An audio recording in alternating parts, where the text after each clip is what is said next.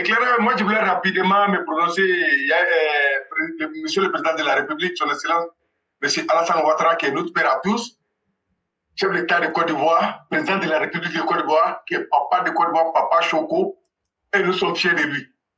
Dans son discours où il a parlé de la sécurité, je lui dis merci, et il a eu même à dire que le parc a été renforcé, mais il n'a pas parlé d'éclaireur. Hier, vous avez brossé un peu.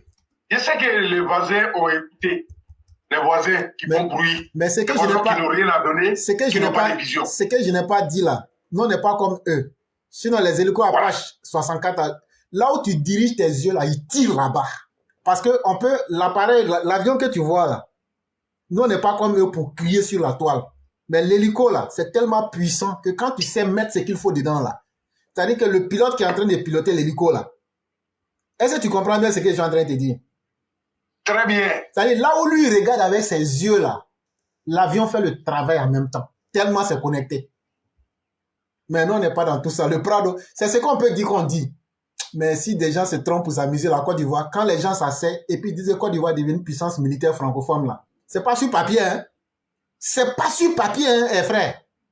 Quand je te dis qu'on est en train de faire entraînement avec les Blancs, les Français jusqu'au 5 mai, avant ça, on a fait entraînement avec les choses. On peut pas faire 4 semaines sans faire d'entraînement militaire. Comment quelqu'un qui s'entraîne avec les Américains va devenir une armée de vauriens? Comment quelqu'un qui s'entraîne avec l'armée française va devenir une armée de vauriens? Et donc, tant qu'on a des puissants bailleurs de fonds et des puissants alliés dans le monde, il faut dire que l'armée ivoirienne n'a d'autre choix que d'être à l'image de ces puissances-là. Et c'est pourquoi nous sommes une puissance. Une armée qui s'entraîne avec les États-Unis. Une armée qui s'entraîne avec l'armée française. Des puissances nucléaires. Vous pensez que cette armée-là, la seule chose qui nous manque là, c'est la bombe nucléaire. La seule chose qui manque à l'armée ivoirienne là, c'est la bombe nucléaire. Si vous vous amusez avec nous, on est tous en Afrique, mais on n'est pas la même chose. C'est ce que j'allais ajouter avant de vous laisser parler. Merci beaucoup. Là, ça sera la minute. Le besoin Et bien, si... On est tous en Afrique, on n'est pas la même chose. Non, on n'est pas la même chose. Hein? On n'a pas les mêmes tailles. On ne peut pas avoir les mêmes tailles. Parce qu'on est un grand président. C'est ça aussi qui est un vrai point. Et voilà, je voulais m'adresser comme ça à la population malienne, à tous les Africains, à tous les habitants du monde. Ce qui se passe au Mali, Burkina, la Guinée, que tout le monde est témoin, tout le monde voit. Ce n'est pas le souhait de quelqu'un, parce que c'est des pertes de vie humaines. Personne ne peut le souhaiter. Mais ensemble, en tant qu'être humain, on doit se conseiller, on doit s'écouter, on doit tirer des leçons dans tout ce qu'on subit sur la terre. On a été l'un des premiers pays en Afrique qui a les voisins de loin, parce que c'est les voisins de loin, on les a dit. Voilà ce que ça peut donner. Voilà ce que ça peut créer. Au finish là, vous allez payer cash. Chère population malienne, chers Africains, ceux qui se disent panafricains, ce sont les ennemis de l'Afrique. Ce sont les ennemis de tes parents, et de mes parents, et de nos nations, et de nos pays, Afrique. Les jeunes, l'Europe là, il y a tout, mais il nous a vus parce qu'on est jeunes. Il nous a vus parce qu'on est jeunes. Une jeunesse peut tout donner, mais déjà, et ici, tout est construit, tout est déjà fait, mais tout est mort. Il faut qu'on vous dise ça. Chers frères jeunesse, les jeunes générations africaines, réveillez-vous. Réveillez-vous. Ne suivez pas tout ce qui peut détruire chez nous. Un homme est fier chez lui. Un homme peut faire tout chez lui. Un homme est libre chez lui. Un homme doit protéger chez lui. Un homme doit défendre sa patrie. C'est ça on dit un panafricain. Chers parents maliens, burkinabé, guinéens, là où on est, de vous et nous, et qui est nos témoins, vos bilans est quoi? C'est les morts, les innocents, qui n'ont rien à voir avec la politique, qui ne connaissent même pas les politiciens, qui ne vous connaissent même pas, mais ils sont en train de payer cash, et vous n'avez même pas sentiment. Parce qu'on a vu un hélico tomber au Mali, où on voit un colonel d'un 4x4 avec son ami, où il est en train de se filmer. Il dit, lui, il n'est pas encore mort. C'est lui qui dit ça. Et c'est lui qui est censé en défendre vos territoires. C'est lui qui est censé à vous défendre et vos biens. Chers jeunes, chers Africains, mais lui, il rit. Sa famille en laisse, protégée, il mange. Il doit aller climatiser. Et il pille vos ressources pour aller entretenir les familles et les maîtresses. L'avenir des pays là est où? C'est que vous ont donné le conseil. Comment vous avez écouté? Nous qui continuons de parler toujours.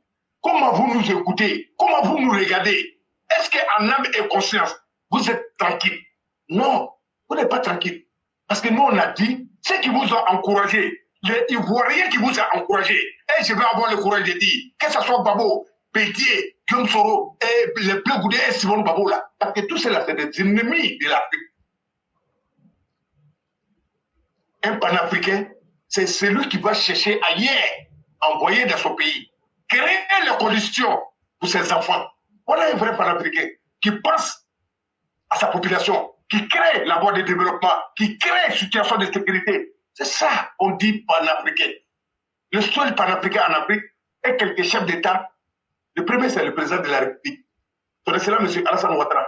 Et nous, les Ivoiriens, nous sommes fiers de lui. Vous avez tout dit, vous avez tout parlé. Mais, vu de ce qui se passe au Mali, mais au finish, vous courez, vous descendez en Côte d'Ivoire. Vous venez saturer les gens. Est-ce que c'est une solution? Est-ce qu'un être humain doit fuir chez lui parce qu'il y a la guerre? Pendant ce temps, vous avez été avertis. On vous a dit, mais dans les premières heures, vous nous avez traités des ennemis. Mais voilà, les pauvres meurent, les enfants meurent, et les gens sont assassinés pour leur propre ressources. On va prendre les Russes pour venir verser sur vous. Vous avez crié, la Russie, à bas la France, mais voilà vous. Qui paye? Qui paye? Qui paye cash? C'est vous qui payez cash. Et l'avenir de vos enfants, ça n'a pas encore commencé. Même s'il y a un président qui va être élu, que ce soit 1 an, 2 ans après ça, le président qui va venir, il va faire au moins 20 ans avant que vous voyez clair. Et que ce n'est pas facile. On ne peut pas être en palabre avec tout le monde. Tout le monde ne peut pas être votre ennemi. Non. Il y a tous les innocents au Mali. Tout le monde est ciblé. Et on fait que vous assassinez. Qui va vous sauver? Qui? Tout ce qui peut vous sauver. On vous a envoyé, on vous a détourné et on vous a menti. Vous les avez incités au premier départ. Mais une chose, c'est de tomber. Une autre chose, c'est de se réveiller. Ce qu'on peut dire comme conseil, c'est que nous, on a vu, c'était plus pur que ce que vous voyez au Mali. Oui, parce qu'à un moment donné, vous les Maliens, vous pouvez témoigner. Parce que beaucoup de vos populations a été assassinée par Babo et Bleu Goudé en Côte d'Ivoire. Vous êtes témoins. La liste était à l'ambassade au plateau. Et ça a été lu, tout le monde a compris, ça a été YouTube. Mais est-ce qu'on peut se laisser aller jusqu'à ce point? Est-ce qu'il n'y a pas des intellectuels au Mali? Est-ce que vous ne pouvez pas respecter vos grandes personnalités? Est-ce que vous ne pouvez pas réfléchir? Même si on n'est pas allé à l'école, c'est un parent, on n'a pas besoin d'aller à l'école avant de réclamer sa vie. Non, non, non, non, ça n'a rien à voir. Moi et la Côte d'Ivoire et le président de la République, nous ne sommes ennemis de personne. Mais la Côte d'Ivoire, c'est un grand pays et en voie de développement avec le président de la République, sur l'excellence à M. Alassane Ouattara. Nous sommes pour tous les Africains. Et la Côte d'Ivoire est gérée. Et le président peut aider beaucoup en Afrique. Mais ce qu'on ne dit pas, il faut qu'on soit sincère. À un moment donné, il faut le dire. Parce qu'il y a un programme qui a été donné par au président de la République. Les autres sont contre. Parce qu'il a ce programme en main. Parce qu'il peut aider l'Afrique. Parce qu'il peut aider les Africains à se développer. Vous avez coupé la route. Mais vous payez cash. Mais il n'a pas arrêté de développer chez lui. Hein. Sa population l'aime de jour en jour. Tous les jours, à Moula, ça se commande. Nous, on est devenus fous. est furieux par l'amour du président de la République. Vous ne pouvez rien contre lui. Nous sommes un et indivisibles. On parle, chacun a sa religion, mais on doit s'écouter pour se donner la main, pour faire développer le pays, pour faire avancer nos nations et pour garantir l'avenir de nos enfants et de nos petits-enfants. Ces Africains, tous ceux qui crient en disant qu'ils sont panafricains, tous ceux qui crient, ils viennent pour vous mentir, que ce soit les Camerounais, que ce soit les Kémy Seba, les Italiens, où ils sont? Où ils sont? C'est quelle solution ils doivent envoyer? Pour vous les Africains, pour vous les panafricains, soi-disant panafricains, où ils sont? Ils sont disparus. Ils vous ont blagué. Vous avez mis feu chez vous. Mais chez eux, c'est tranquille. Et maintenant, vous êtes contents? Et les morts, tous ceux qui sont morts par vos fautes, vous avez, si vous concerne, pendant toute votre vie, et vous allez payer, et Dieu ne va pas vous laisser. Et on vous dit, c'est pas à tout le monde qu'il faut toucher. C'est pas à tout le monde qu'il faut toucher. Vous avez à un moment donné insulté le président de la République. Mais vous avez pas dit aujourd'hui, dans son discours, il a parlé même de Mali. Parce qu'il en est marre, ça lui fait mal, ça le dérange, il ne veut pas voir le peuple malien souffrir, et c'est pas bon. Et vous faites que descendre en Côte d'Ivoire. Ça veut dire que nous sommes in et indivisibles, on doit s'écouter. Chers parents, tant de mots qu'on voit là-bas, personne n'est content. Personne n'est content. Mais personne ne peut forcer quelqu'un à prendre son destin en main. Chacun est libre de faire son destin ce qu'il veut. C'est que nous, on peut dire que les mots s'arrêtent parce que c'est les innocents qui mettent les voyous pillent tranquillement et pillent la ressource de Mali avec des voyous. C'est pas bon. C'est pas bon du tout. Chers parents, moi, en tant qu'Africain, en tant qu'un vrai panafricain, avec un président panafricain qui aime sa population, qui aime son pays, qui fait développer son pays, en si peu de temps, je suis fier d'être panafricain. Mon président est panafricain.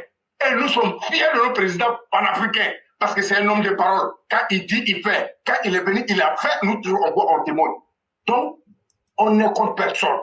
Mais, acceptons de développer l'Afrique. Acceptons tous de développer notre Afrique pour que demain, nous soyons tranquilles chez nous. Il n'y a personne qui est contre nous. Les blancs, mais on ne quitte pas ces îles. Même si on prend tous les blancs, on les met en Afrique. On prend tous les Africains, on va venir nous mettre ici. On va payer visa pour aller derrière eux. Parce qu'ils sont organisés, parce qu'ils s'écoutent, parce qu'ils ne se battent pas entre eux. Ils ne prennent pas les armes contre eux. Entre eux. Jamais de la vie. Ils vont faire tout. Ils vont s'entendre sur les désaccords. Protéger les pays, protéger les enfants et protéger leurs intérêts. C'est un pays d'Africains qui protège son intérêt. Mais le président de la République, son excellence, M. Alassane Ouattara, c'est un vrai panafricain. Il défend son intérêt. Il défend l'intérêt de la nation. Nous tous on voit. Mais vous êtes comme ça. Vous êtes quel genre de panafricain? Nous, on vous pose ces questions. Arrêtez à un moment donné. Acceptons le développement. Acceptons de vous attendre si vos désaccords pour que l'Afrique puisse se développer parce que le président de la République, son excellence, M. Alassane Ouattara, la Côte d'Ivoire est petite dans sa compétence. Il faut toute l'Afrique. C'est ce qui vous dérange. Mais acceptez parce que c'est Dieu qui l'a voulu. C'est l'homme qu'il faut à la place qu'il faut. Papa Ado, toujours, nous on avait. Et nous les Ivoiriens, nous on est fiers. Et on veut voir tout le continent africain de se voir développer pour qu'on puisse se changer. Vous rentrez chez nous, nous on rentre chez vous. C'est ça qu'on veut voir. Mais si il y a une partie qui vit seulement pour descendre sur nous, à un moment donné, tu aimes quelqu'un comme à un moment donné, ça va devenir agaçant et avec des sales maladies, nous, on va se protéger. Et on va demander à nos présidents de nous protéger. À un moment donné, ça sont raisons gardées. Ne suivez pas les gens comme ça. Suivez les gens qui veulent vous apporter. Et toujours, c'est ce qu'on vous dit. Éclairez, comme il y a beaucoup de panélistes, pour le moment, je vais m'arrêter là. Et je demande que les innocents, les enfants innocents, quand on voit mourir, que Dieu les protège. Mais les voyous, que Dieu les livre à leur sort. Que vos derniers demain soient en enfer. C'est ce que moi, je peux donner comme bénédiction à vous, les poutistes au Mali. Donc, je m'arrête là et laissez à l'écoute. Ok.